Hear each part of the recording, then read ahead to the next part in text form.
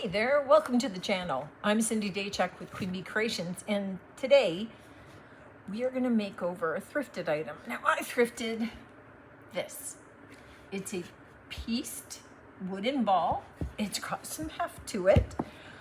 I wasn't sure when I thrifted it what the heck I was going to do with it, but I've been staring at it for a little while, and the first idea that I had was to carve details in it using my Dremel and then stain it, and then it would be natural and it would just be a decorative item in the garden.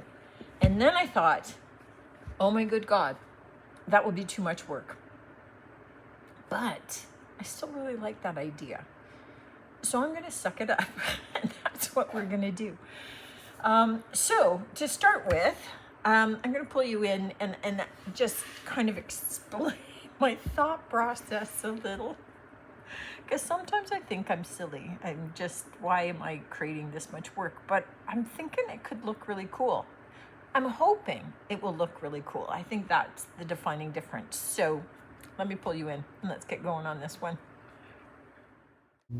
Oops, no volume on the video where I wanted it to be. So what I am doing is just kind of freehand drawing some scrolls. You can see on a little piece of paper right out in front that I printed a couple of scroll images off the internet just to give me a bit of an idea of what I'm doing, but I'm not following a set pattern at all. So I'm penciling everything in first to give me some guidelines to follow when I break out the Dremel. Because I'm not completely ridiculous. I know that I need to follow something.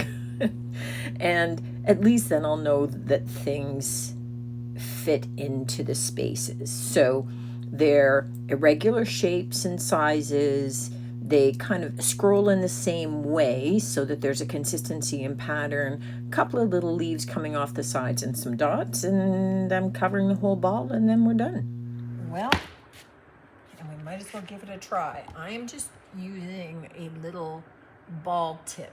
I thought maybe that might work easiest. I'm going to start with the dots because that strikes me as easiest too, and then we'll see how it goes.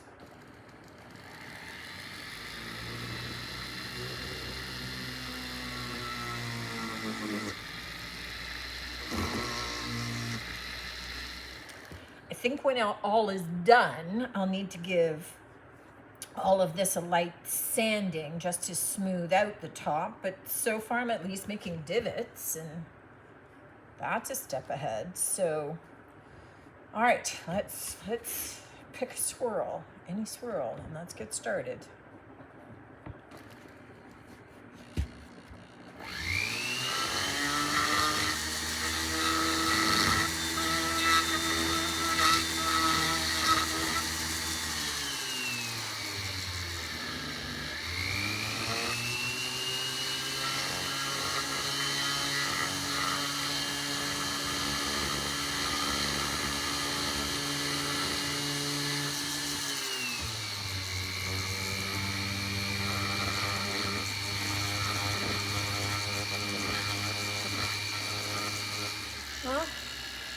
So far I'm doing a curve.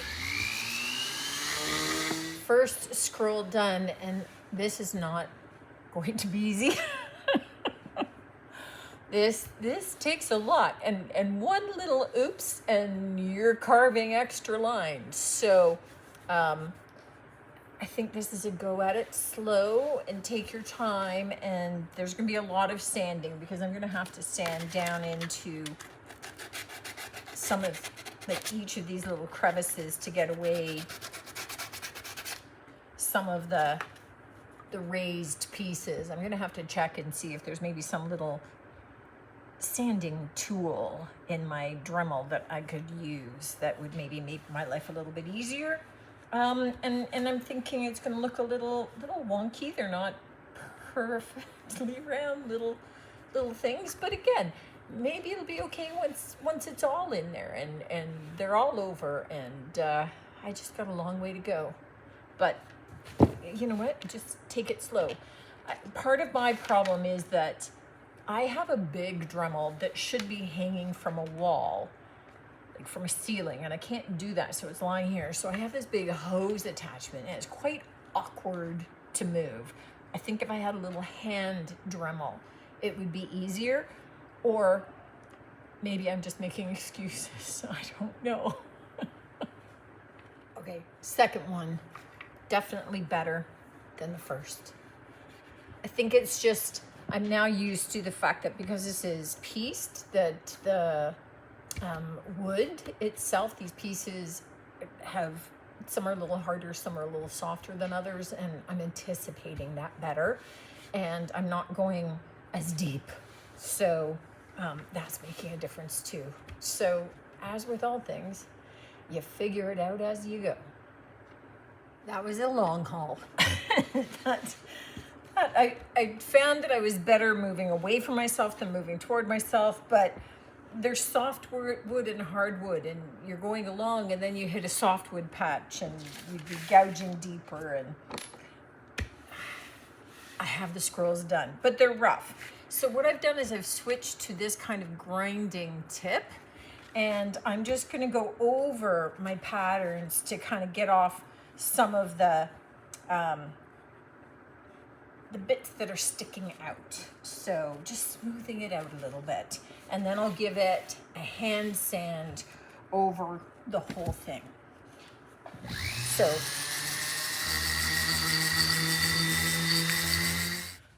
at this stage, you have a number of choices. You could just simply seal this and call it a day. You could, because I'm looking at this being outdoors, I don't want to do anything with waxes, but I could seal this, and then I could,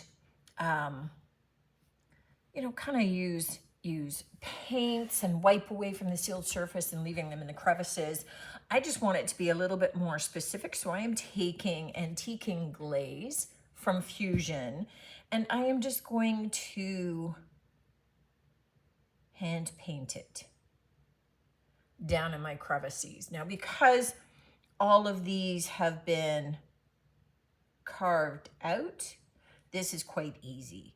Now, certainly you could have just not even painted any of the grooves in, I mean, carved any of the grooves in here. You could have just simply painted the design on. But I recently did some small balls for the garden where we had painted them entirely. And so that seemed kind of duplicated, and I wanted to do something different, as I always do, and I've never kind of carved something like this. So I took advantage of the fact that it was wood, and you know, this, as you can see, really isn't going to take any time at all to be able to get this glaze. And because it's a glaze, if I kind of overpaint, I can wipe it away, hence the cloth. But I'm just gonna get this done. And because it's a glaze, it's a self-sealing medium. And then,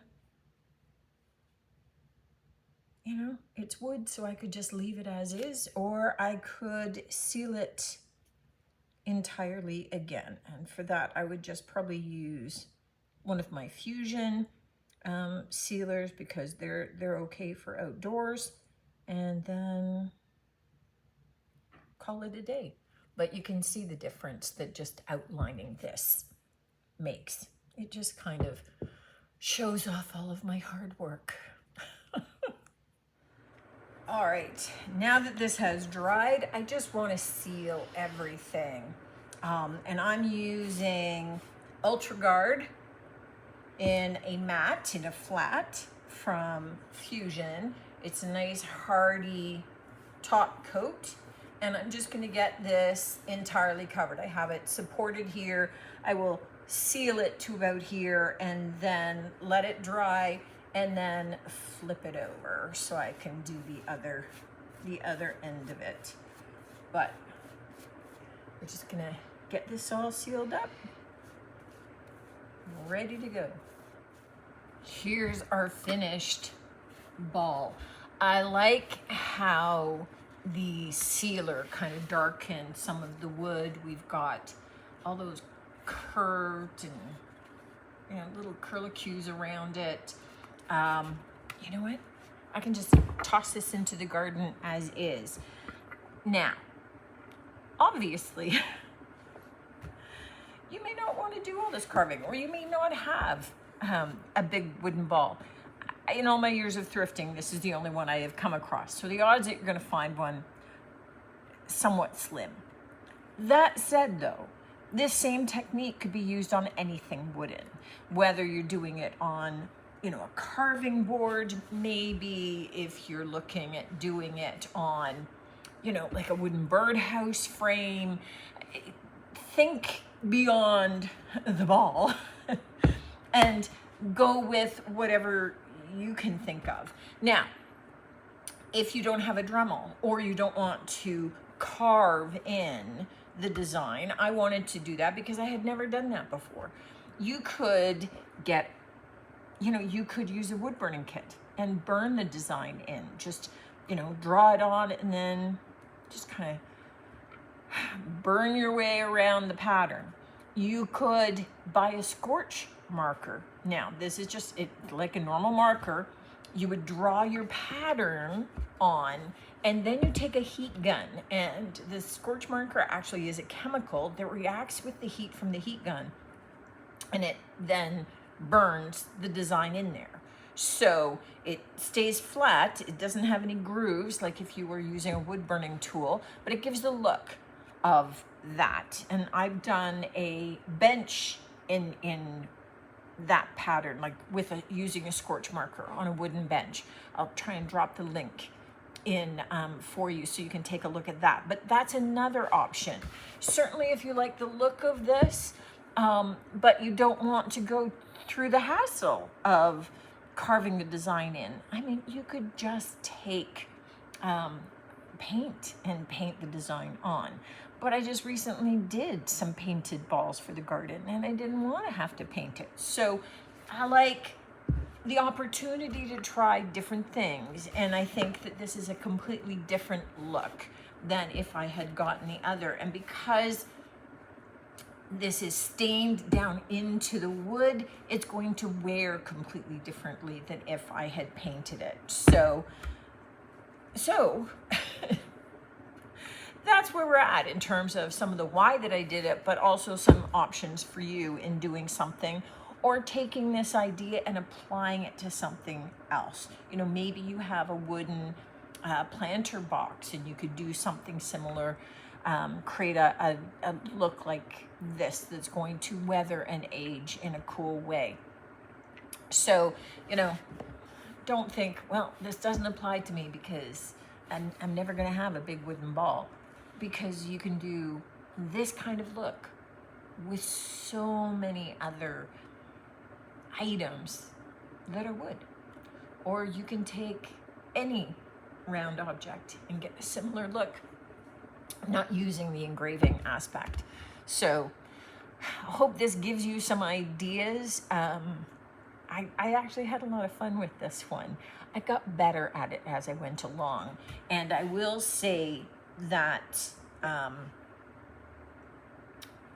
putting that stain down into it actually smoothed it out and made it look a lot better as well. Made it look like I did a better carving job than I really did. You'd have to get pretty close, but how many people are going to get this close to look? I don't think so. And if they do, then well, you know what, really, how many people are going to have done one of these? They don't have room to criticize. Let me know what you think of this one, guys. Thanks, as always, for tuning in and looking forward to seeing you on the next one. Until then, take care.